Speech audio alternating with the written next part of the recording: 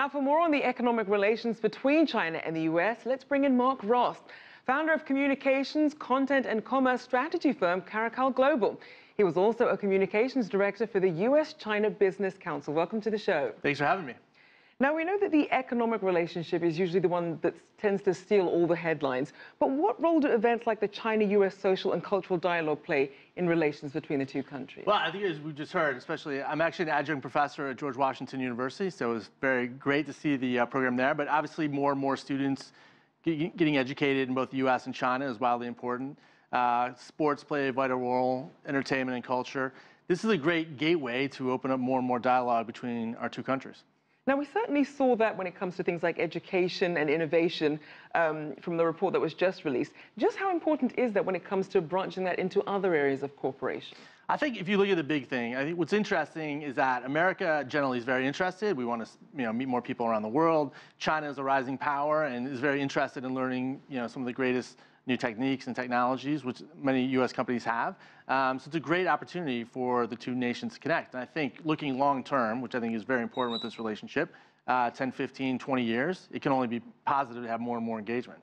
So how would you characterize the current relationship between China and the U.S.? I always say to people, the China relationship, the U.S.-China relationship is probably what you want it to be, right? I mean, there are certainly some people that have challenges and there are limitations. There are other people that are very happy with it. I think it really depends on the sector, your space, where you're working, are you exporting and importing? But I think on balance, it's positive. I mean, we have these tremendous amount of connections.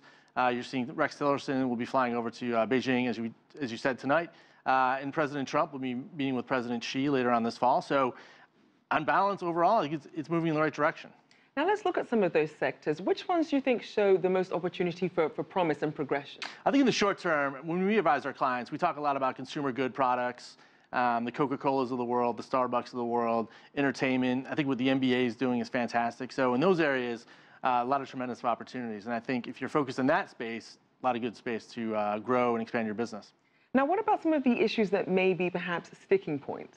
Well, I think there's the biggest issue, I think at the end of the day, is the ability to sell into the market, right? If you are restricted by government to even sell your goods or services, that's a huge challenge. So market access issues will continue to be a problem, whether they be in the financial services industry or just generally in technology industry.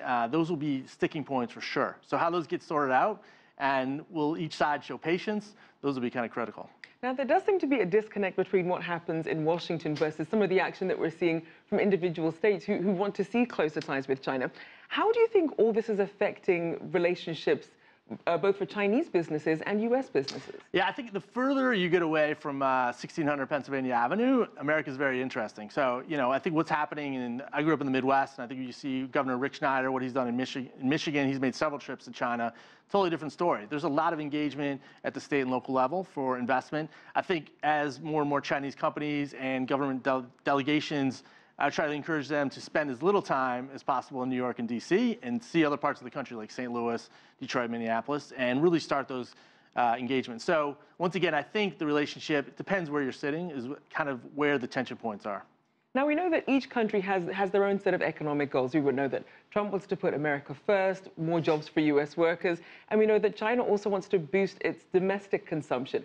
How do their two economic goals really align with each other? Yes, the Chinese dream of President Xi and America first with President Trump, very interesting. Well, I think, you both have rising competitive powers, and I think at the end of the day, these aren't bad things. I think where we can find common ground is really kind of critical. It's I think what is said to domestic audiences doesn't always connect with what's happening on global stages. So it's not surprising that local leaders want to put their countries first. But I think on balance, if you look at the big picture, there's a lot more engagement that is happening at the international level between the U.S. and China.